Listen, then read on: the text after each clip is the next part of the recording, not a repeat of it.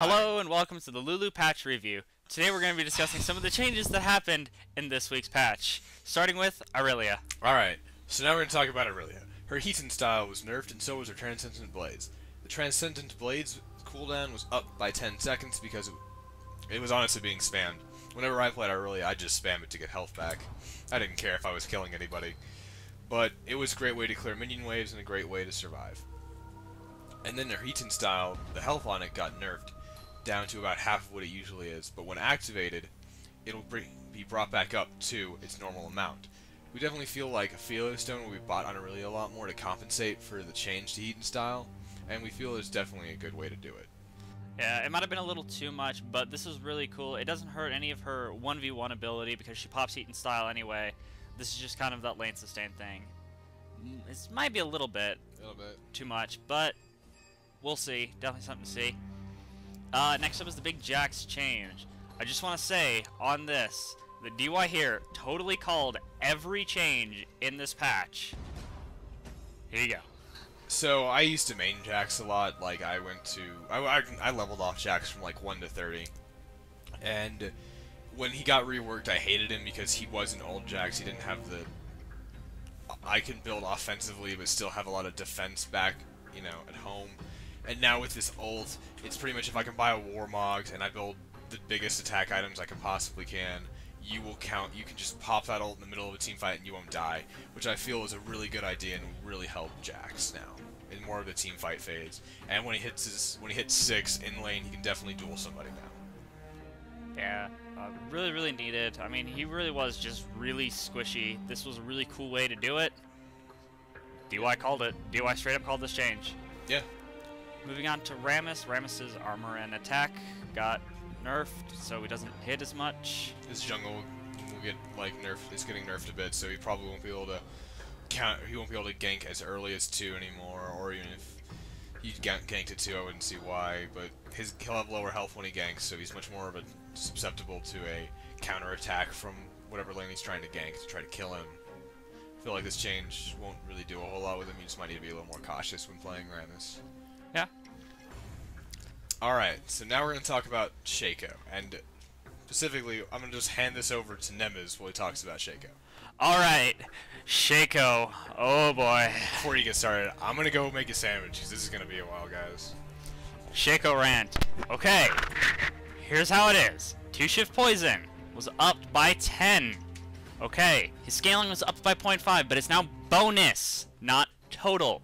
This is a nerf early game and a buff late game. It is not 2 buffs on Shaco. It is actually a nerf to 2-shift poison early game because you don't get anything from your base AD. Alright? It is not 2 buffs. Shaco is just merely a little better late game and a little worse early game, so maybe he might not be worth the ban anymore. Let me play Shaco, damn it. Okay. Alright. Does everyone get that? Okay. We're going to talk about Shen now. I'm going to calm down. Just take the Shen one while I finish my sandwich. Alright. Shen was slightly nerfed. Vorpal Blade now does not hit as hard, and its cooldown was increased by a little bit. This is just slight tweak on Shen. Nothing big. He's still going to spam Vorpal Blade. It's still going to hurt a little bit, but it's not going to hurt as much. Also, Shyvana, her passive armor and magic resist from Dragon's Descent went down by 5. She's not as tanky anymore. Yay. She needed it. She did need it a little bit. And dual rant incoming. Lifesteal. Lifesteal nerf. I'm sad about it. Was needed though. Very much. It's not the end of the world. It is. It is not the end of the world. Like LOL will change forever. It's not the end of the world. LOL will change forever. It's not the end of the world. All the 80 carries will die. Alright. 80 carries aren't viable. No, they're viable. If you guys really look at the changes, 2 of the big items were Vamp Scepter and Wriggle's Lantern. These are early game items. They're not late game items. So lifesteal's still going to be good late game, especially because Bloodthirster still gives a lot of lifesteal, even if it was nerfed a little bit. The point of this is there were some champs who could just pick a Vamp Scepter or Wriggle's Lantern, and they had too much sustain. Graves. It was just too... The lane just got way too passive. Nocturne jungle with it and have full health. All the time. Most junglers picked up Wriggles, and they were pretty much at full health once they got it. It's not the end of the world. It's just a lifesteal nerf. Lifesteal's still good. These items are still cost-effective.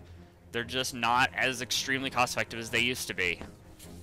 I think, like, the lifesteal was really needed because it felt like when I play an AD carry, I usually play Graves, which is really tanky, which I like.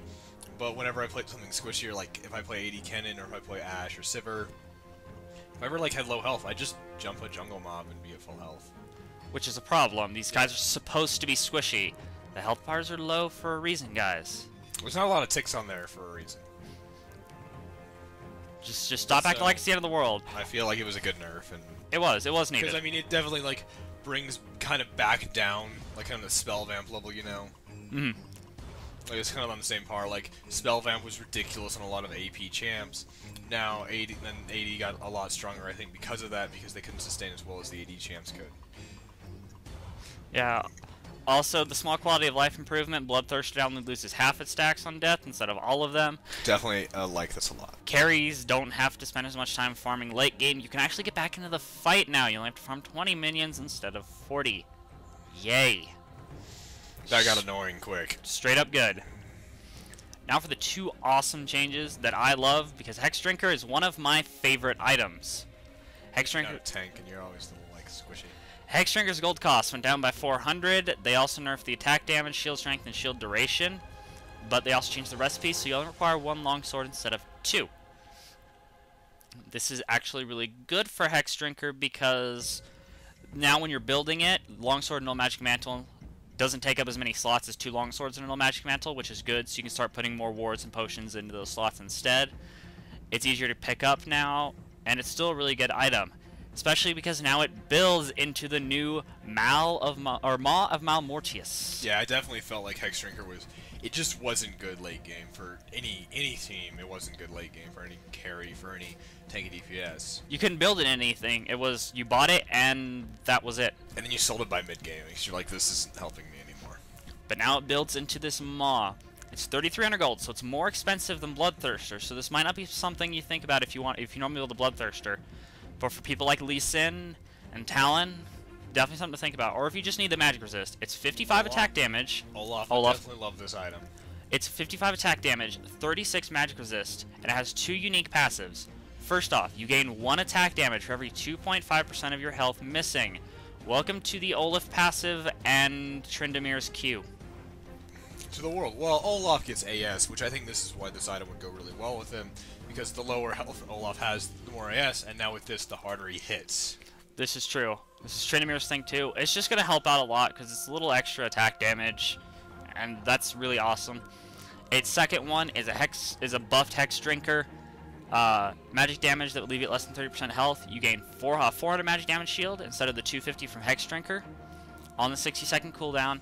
So now you get to 30% health. You're getting an extra 30 or so attack damage from this item, and you have a 400-point shield. This is a good item now. This definitely help like LeBlanc, or stop LeBlanc from melting somebody. This really does help out the burst, because you're going to get to that 30%, you're going to get that shield, it's going to keep you alive, and now you have a lot of attack damage to turn around and finish them off. It's true, like if you can survive LeBlanc's burst, or like Akali's burst, not Akali so much, but like LeBlanc's a great example. I've survived her burst, and then you just kill her. It was... Can't do much. This is a really cool item. I really love this item. And I want to see it used a lot. Yeah. I could see, like, maybe a price reduction coming into it. Maybe. Just a little bit, because, you know, 33 is a lot of money. Definitely something to look at. Finally, Crest of the Ancient Golem. Mana regen was scaled back to 0.5% of your max mana and energy per second from 1%. Early game, this isn't a lot. The 25 MP5 is more, and yeah, it's just a lot more. So you're still keeping your 25 MP5 off blue. Fine. Late game, well, late game you pretty much just take it for the CDR anyway. I don't know. I've taken blue a lot of the time more for the mana. I like when I'm playing Graves or if I'm playing Skarner, I like the mana off of it more than the actual CDR. When giving it to a AP caster, however, they really don't need it because they have a lot of mana at late game. True, except No Care if you ever watch him play. That guy's No Care's awful. Yeah, don't ever watch him. Just kidding. Love that guy. But it's a lot of, you know, mana lost off of it, but you're really taking it for the CDR late game if you're an AP caster. So it's not something to worry too much about. This isn't something to just freak out about. It's just, it's alright. It was definitely, like, kind of aimed more towards that when I give my AP carry blue the second time, or if I give them, you know, if they start getting it more, like, mid-game and stuff, because it was kind of ridiculous, because if they had, like, you know, if they had Spell Vamp and the blue buff, they never had to leave a lane. Ever. Yeah, they pretty much just won their lane. Yeah, I've done it. I don't like playing AP mids, but I can do it as Vladimir, so... And speaking of which, just on a personal note, I think Vladimir needs a buff because, well, I like having broken champs in this game. I'm just joking. Just comment to a friend earlier today, going out to you there. Alright, that's all the changes we wanted to cover in this patch. Thank you for watching. Ask you like, comment, and subscribe. Oh, and another announcement, we also have a Facebook page and a Twitter page. The links will be in the description below.